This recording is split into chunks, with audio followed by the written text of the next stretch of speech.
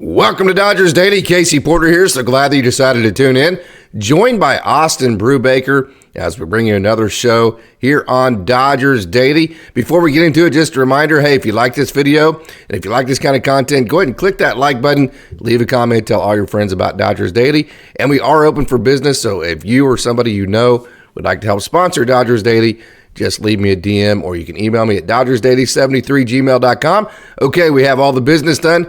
Austin, welcome in. Thanks for having me again, Casey.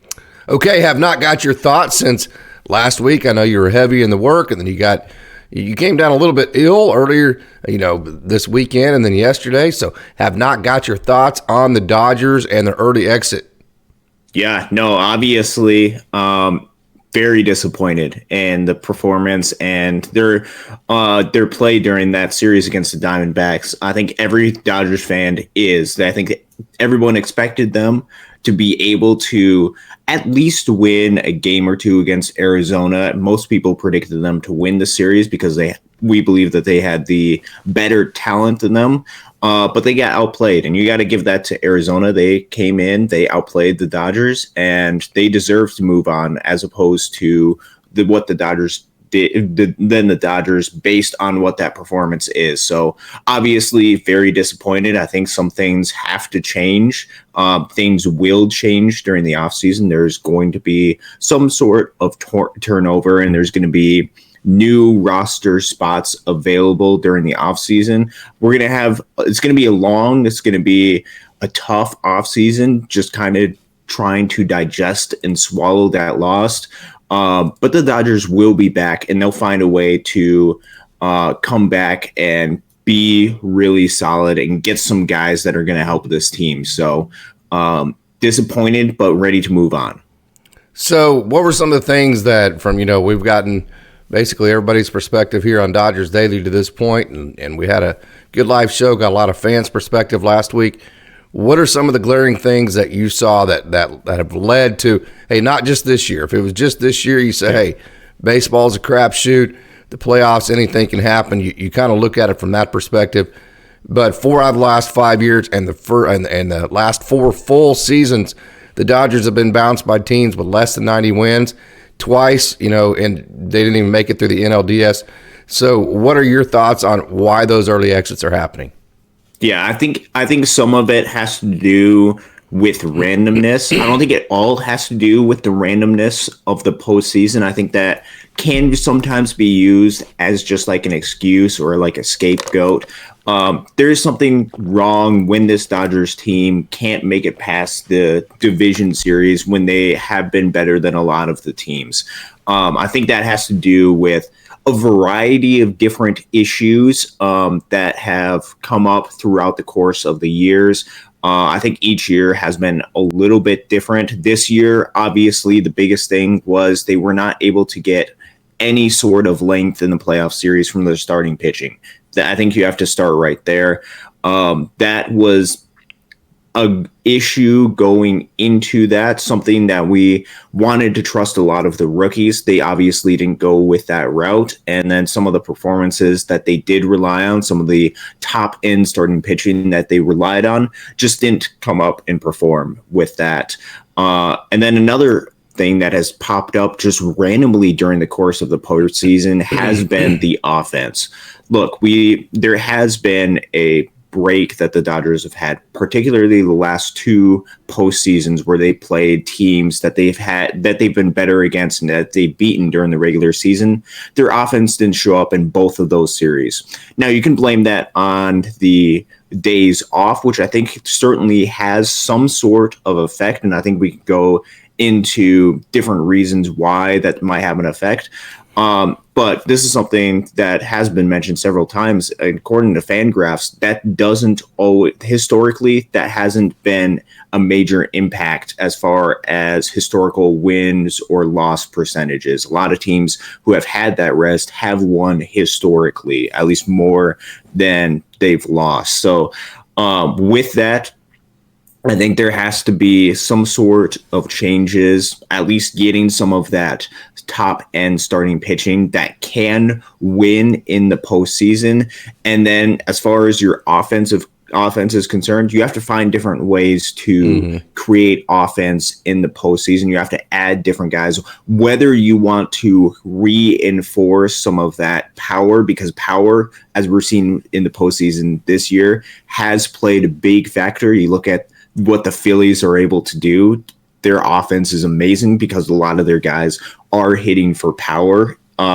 Or if you want to go with adding, especially on a lot of the margins, a little bit of a different approach to try to kind of supplement that. And then, as I mentioned earlier, starting pitching, I think the biggest thing that the Dodgers are going to have to do is they're going to have to find some of that one or two guys that can take the ball games 1 through 3 and that are going to be able to be really effective during those outings. So how far back did the Fangraphs go with the data? That's interesting to me. So that looks at all of the teams that had, I believe, 4 or more days off versus teams that had 2 or less days off. And so that actually doesn't go back too terribly far, only because the postseason format has changed drastically throughout the years. Back in the early days of baseball, they used to just have the American League and National League champions, and so they would go. So there wasn't really a day off in between there, and so it goes back to, I don't remember exactly when, 80s, 90s, sometime right there, and looks at all of the different postseason series between the differences and days off and how that affects. But recently, we've seen a little bit of more of a difference. Particularly this season and last postseason. But historically, that's a little bit more of an anomaly.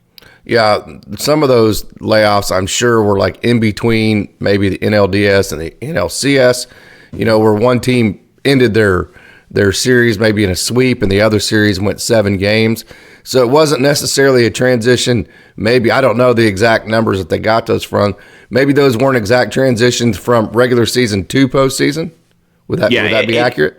Yeah, it varied. It varied depending on exactly what most of it has to do with the going from series to series in the postseason, just because that's what historically it has been. In the past, you didn't have to wait before getting into the postseason, but there was some delay, for example, between the championship series and the World Series. I know that's something that happened to the Tigers twice. That looks at the layoff, comparing that to a team that didn't have that quite layoff, and then seeing what their record is against. So something very interesting, and I think kind of goes against what we've talked about.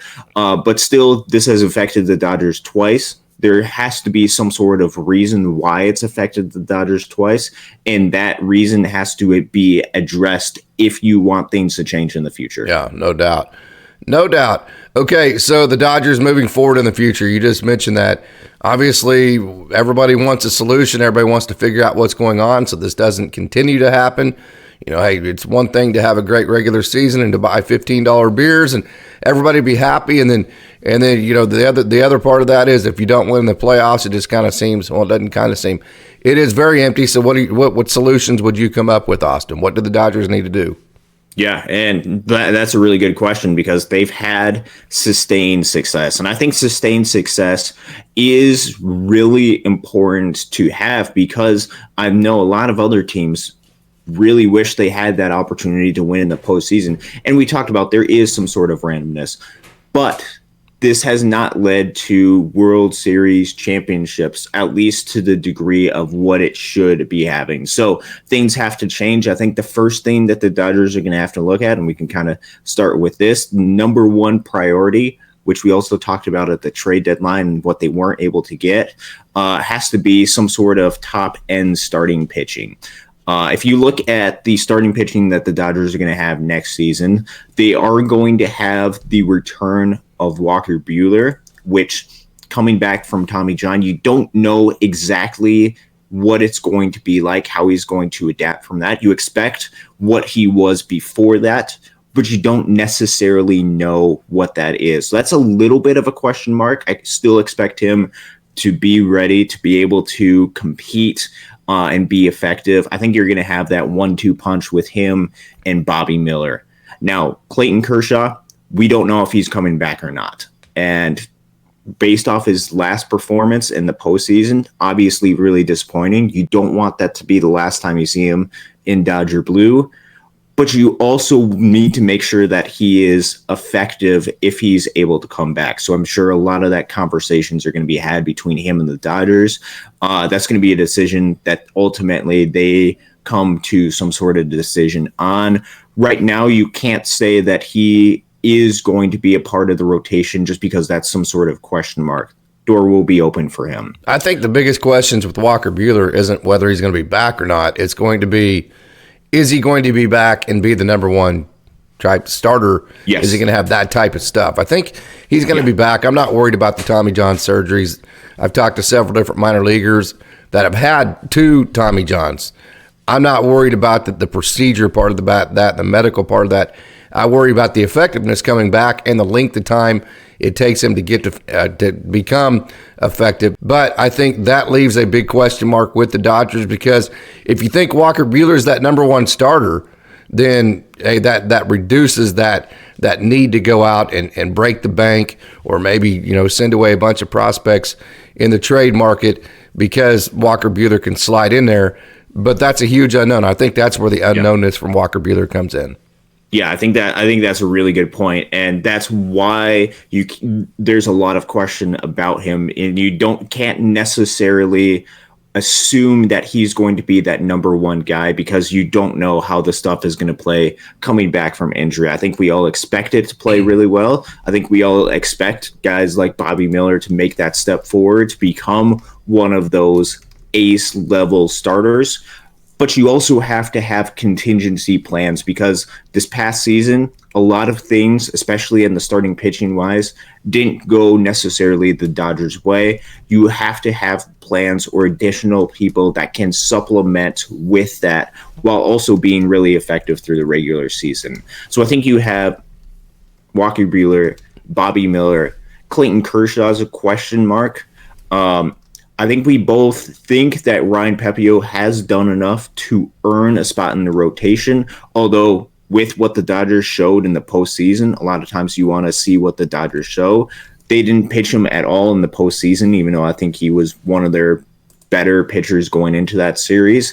I think that's a question mark too. So I think they have a lot of different holes that they have to address. I think there's a lot of different question marks that you have with the Dodgers starting rotation coming in, a lot of younger guys with a ton of talent, but the Dodgers want some of that certainty. They rely on a lot of these veterans, so I think they're going to be looking to find some of those veterans either in free agency or looking through the trade market. Yeah, the trade market at the deadline was not good, probably not going to be good as long as the wild card situation is set up the way it is, because there's so many teams that still have a chance that you don't know there's not as many sellers anymore, and they're certainly not clearly defined. So I think the trade market, one of the pivots the Dodgers have to make, instead of waiting to the trade deadline, I think they're going to have to be in a little bit more guess mode, because like if you wait till the trade deadline, you already know if Walker Buehler is that number one. So you kind of already know what your exact needs are.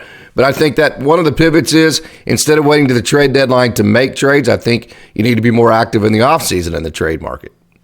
Yeah, no, I think that's a really good point. And I think the Dodgers have an opportunity to address the starting pitching concern. I think when I'm looking at starting pitching, I think there's 2 main guys that come to mind right now. One guy we've talked about a whole lot, Corbinburnes. I don't think it's any secret in the world of baseball that the last offseason, him and Milwaukee had some sort of differences as far as the contract is concerned. He is a frontline starter. He is entering his last year before free agency, and so it'd be one of those contract type deals. We know a lot of these guys tend to pitch up on their contract type deals. That could be one of those guys that you get to be a frontline starter. Another guy who's coming back from injury, but if you look at the way his contract is structured, there could be an opportunity to make a move. That's actually tylerglasnow of Tampa Bay. His contract he signed is a little bit weirdly structured. Tampa Bay because they're such a small market team, they have to structure their contracts a little bit different. They have to backload a lot of their contracts more than front load. They're going to try to get some of the cheaper years. Then oftentimes they'll trade out a lot of their players. That's because they need some sort of method like that to have sustainable success. So next season, he has about $20 million as compared to $5 million on his contract from this past season. The reason why I'm most intrigued with him, and I think this is how you have to approach a lot of these starting pitchers, is you have to not necessarily look at past ERAs. You have to look at other stats that are a little bit more predictive in nature, because when you're trading for guys, when you're signing guys to free agency, it's not what have you done in the past, it's what you're going to do in the forward. If you look at Tylerglasnow, the two main stats that I'm going to use for pitching, which are ERA estimates that have been the most effective as far as predicting, are actually expected FIP and SIERA. Those are the two that I look at. Expected FIP and what? And a stat called SIERA. That's just Sierra? another, yes, SIERA. That's another one of those ERA estimators. What does the SI stand for? I don't know exactly what the acronym actually means, but it's one of those statistics that they've done studies in the past. It's a little bit more predictive as far as estimating the ERA. And when you look at a guy like Tylerglasnow, he's dealt with a lot of injuries over the past couple of seasons. His expected FIP has consistently been in the 2.5 to 3 range, which is really good. Sierra has been right there. So even though his ERA has fluxed a little bit, you expect that to go a little bit more towards those expected numbers, some of those more advanced ERA estimates. He throws incredibly hard. So those are two guys that I think the Dodgers could have an opportunity to get. Now with Corbinburnes, I don't necessarily know what Milwaukee's plan is going to be. I know one of their other top starting pitchers is going to be out for all of next season. Are they going to pivot towards trying to get more guys for the future? Are they still going to be all in for next season? I don't necessarily know the answer. Will Tampa Bay want to get rid of Glasnow, even with all of the injuries to the pitchers that they have? These are all very difficult questions that the Dodgers, if they decide to go with the trade route, are going to have to maneuver over just the let's go ahead and trade a couple. Which prospects are we going to trade over to them? How much are we going to have? The other team has to feel like they're getting something in return for that as well. But I think the opportunity is there because I don't think either of these guys are going to be re-signing with their team following next season. What about Blake Snell? I know he'd be a little bit more expensive. I know he's the name that gets brought up by a lot of Dodgers fans. Is that kind of something that's pie in the sky? So with Blake Snell, he's part of the free agent class. Now, just to be out from the get-go, the free agent class, especially on the hitting side, is not very good this season, at least compared to past seasons. With the free agent starting pitchers, he's kind of one of the headline pieces that is out there. Obviously, phenomenal season with San Diego. He's one of those guys that has pitched really good and would be one of those lefty type arms that you potentially could have. I know with the Dodgers, they might need one of those lefty type arms, and he's very clearly the top lefty out there. Him and Jordan Montgomery are going to be kind of those two top lefty arms.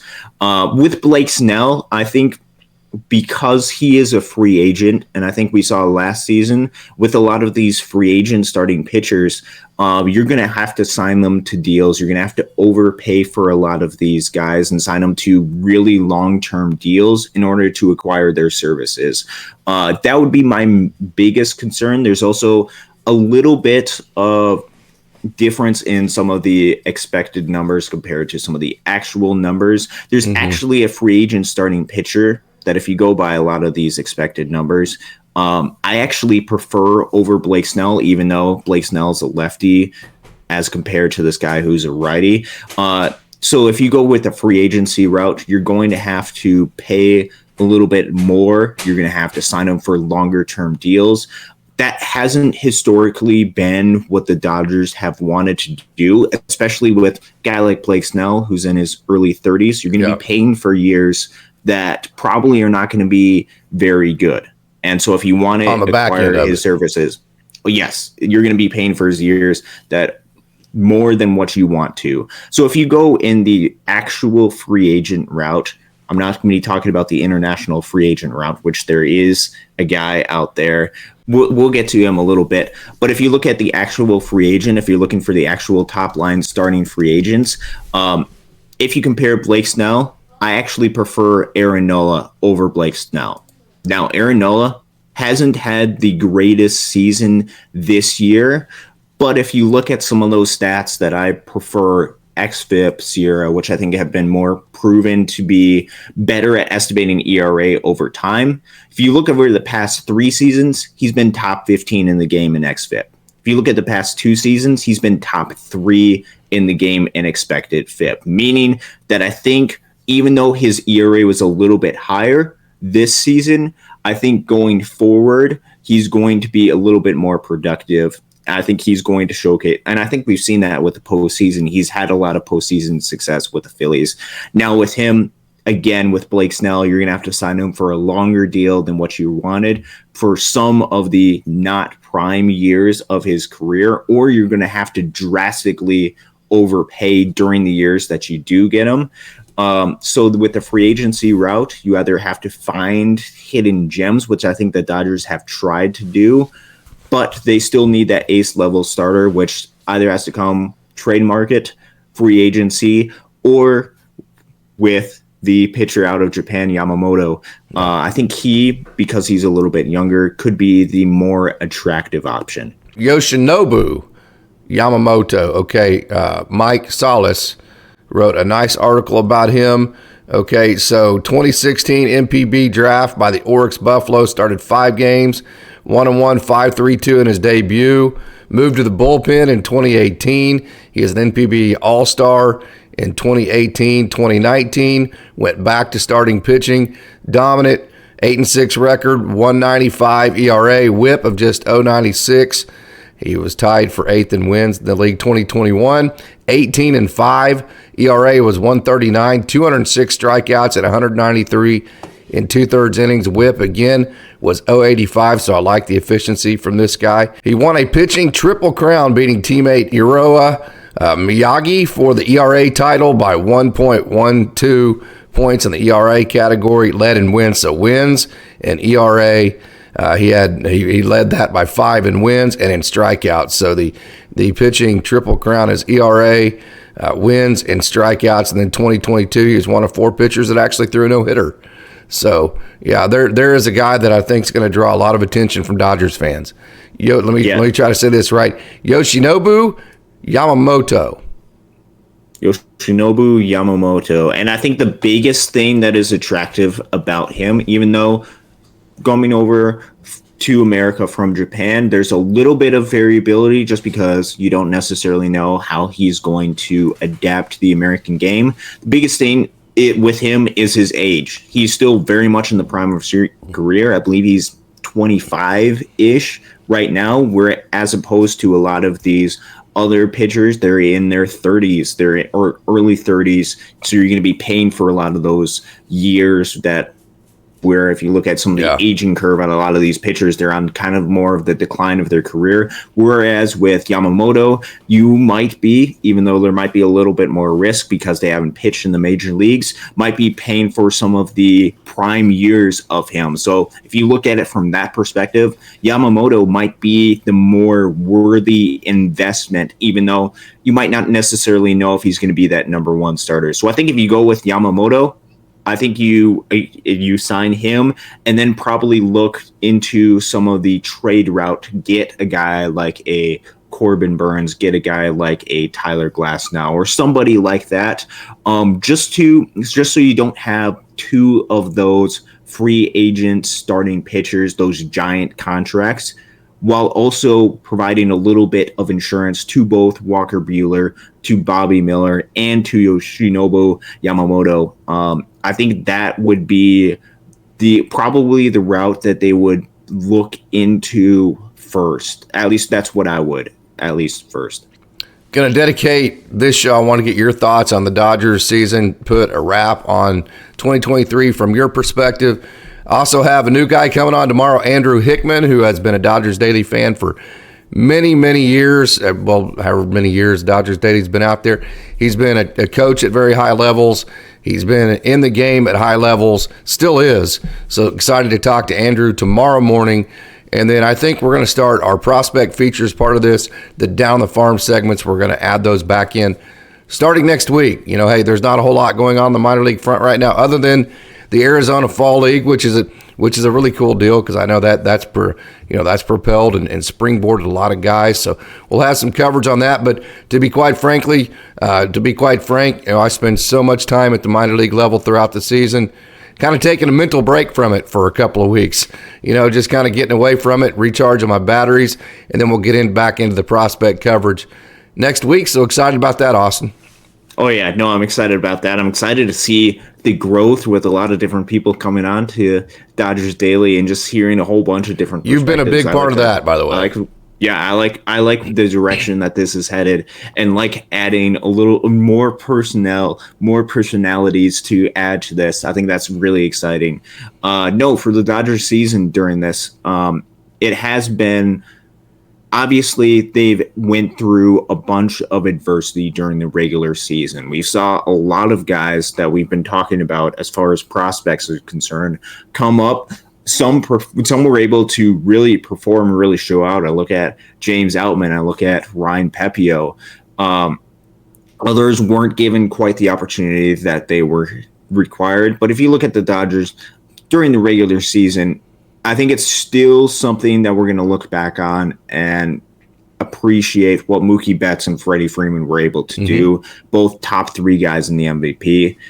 But at the end of the season, when you look back at it, I think people are going to be disappointed just by the way the season has ended. Even though they went through the regular season, they found a way to win 100 games again. They still ended up losing in the postseason. And I think that really is going to sting.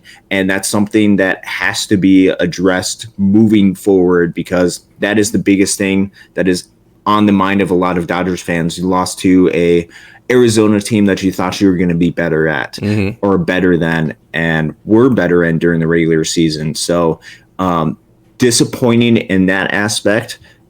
They're still winning a lot of games. They still have a hump to go over if they want to if they want to go and win that World Series, which is the expectation for the Dodgers. Is this a minor tweak, do you think, or is this a major overhaul? Are the Dodgers a lot closer than what we think they are? I think they are. I think there's a little bit of changes that are going to have to be made, meaning they are going to need to add some personnel, some high-end personnel. I think the model that they have, I think they still have a lot of really good pieces. I think some of those pieces that they were expecting to rely on were missing. I think next season is going to be an absolutely huge season for this team. I think there's going to be some major changes as far as the actual players. I think they're going to be a little bit more aggressive than they have been the past two seasons, trying to get some of those top end stars, because even though the playoffs we say that as a crapshoot, there are things that you can do to increase your odds. In the past couple seasons, they haven't necessarily been able to find those guys that have increased their odds in the postseason. I think this year they're going to be far more aggressive, because I think they're starting to feel some of that pressure of, we've built this sustainable model. Now we have to actually win in the postseason. We have to win the World Series more than just the shortened 2020 season. Yep. Hey, Austin, thanks so much for joining. Thanks for having me, Casey.